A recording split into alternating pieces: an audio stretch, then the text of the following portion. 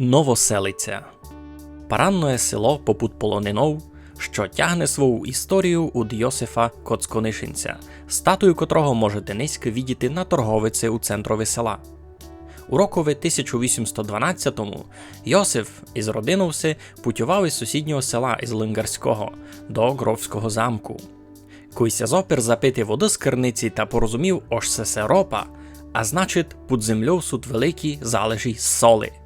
На сю містові таку й поклав хижу, недалеко від теперішньої соляної бані, на котрів і виросла економіка села.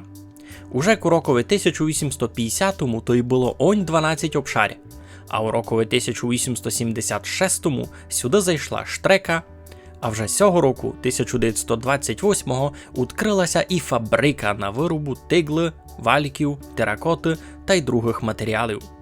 Станом на низьки Новоселиця паранне, багатое село, має 33 обшаря, де у мирі і благодати живуть 106 смирних, богобойних людей. Що принесе селові будучність, лиш сам Бог святий знає. Індустрія.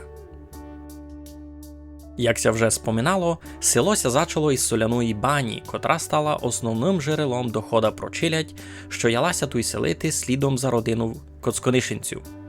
На благо, копання соли зачали тако й недалеко від ріки, де челядь зачала класти грузовий порт, утки, натирхані соли в лодьки, відправлялися по цілій Україні. Аби розширювати грузовий порт, треба було і повно дерева. Уєнно солив, челядь взяла і за хащу. На другому боці полонини зачалася активна заготовля смереки. На зачатку то та смерека стала падиментом стройки хижів, порта, а далі і другим зашором експортним продуктом. Бокор за бокором хаща набирала обороти.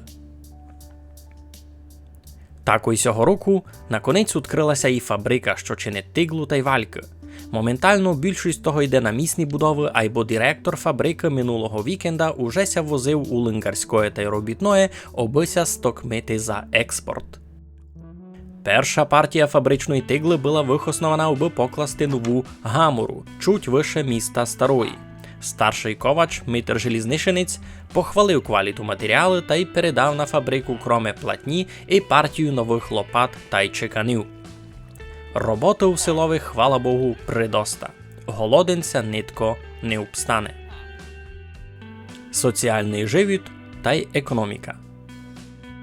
Серцем Новоселиці є торговиця, де челядь не лиш може си супокійно купити свіжого м'яса, моркви, молока, сира, вовняних покровців і даже імпортні гризачки, но і можеся стрітити показкувати, посидіти у свіжопокладеному скверикові біля монумента Коцконишинцеві, увідіти своїх цимбурів, де май горить живіт у Новоселиці та втотуй. Але за вас є такий поща, котра убезпечує шиковну комунікацію села із світом довкола. Такий горі торговицю виріс і народний театр, котрий лиш докінчили минулого року. З цього сезону чувим будуть крутити головного тарабанщика. Бо то знама комедія. А сей яри селося доклало відкрити і бібліотеку на другому штокові. Бо челядь Новоселиці мусить бути багата не лише у жебові, но і у голові. А аби у голові май було, та Новоселиця має і школу.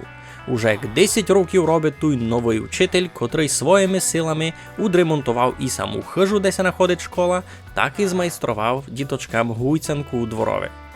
Не мож лишити без уваги і корчму, котру ще давно той поклав старий німець Фрідріх. Цілився він, правда, більше не у місну челядь, а у сезонних робітників, котрі фурт приходять авать підзаробити у хащі, авать у соляні бани. Не будемо брехати, жонаму Роза пече фіномні крумплі з солониною. Но та й кіть говоримо за корчму, та як не спомнити за болт наших пчоларів, де Гафія не лиш дасть вам літр майдоброго меду, но й підбере паранну свічку на кошар на Пасху.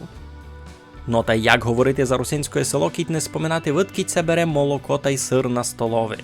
На полонині за хрестом стоїть салаш, тяжку роботу у котрому новоселицькі вічаріся істо гордять. Поміж усіма місними руснаками вони суть майближче до неба. Не мож не спомнити і за циганський табор за селом, там, за ділянками. Хоч поєдні жителі скаргуються, ож табор може стати серцем злодійства у селові, но не мож ігнорувати тот факт, ож ані jedna свальба ся не обійде без гудака цигана. Руно так, як ані jedna хижа ся не покладе без робітників, помочників там. Духовний живіт. Новоселицька церква Пречистої Марії поклалася авать у 1884, авать 1886 рокові. І самі сме, правда, не бізивні, бо записи за пару годів і згоріли були у хижі тогодишнього Бірова, а старша челядь уже просто не тямить. Що точно знаємо, ож золотий іконостас купили із села Скорарського у 1901 рокові за 6 возів соли та 18 гордовів медової паленки. Піп виділив землю за церковлю на новий Тиметів, де люди можуть покласти спочити своїх усопших. В той час у Сурдикові за рікою недавно ся поклала і мала капличка, де раз у місяць служить і піп із церкви. Капличку поклали за гроші газди Корчми, Фрідріха та й ковача Митра Желізниченця. За сей проєкт. Зачалося все із спроби зробити відеоінструкцію, ож як покласти історично точну русинську хижу у Майнкрафтові.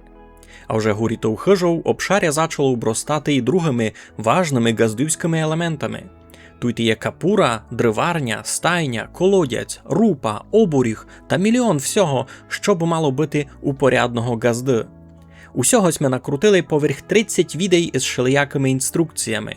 Раз, знаєте, той проект виріс у доста читавоє село, котроє вже на низьки, знаєте, було б ганьба держати просто у себе на дискові.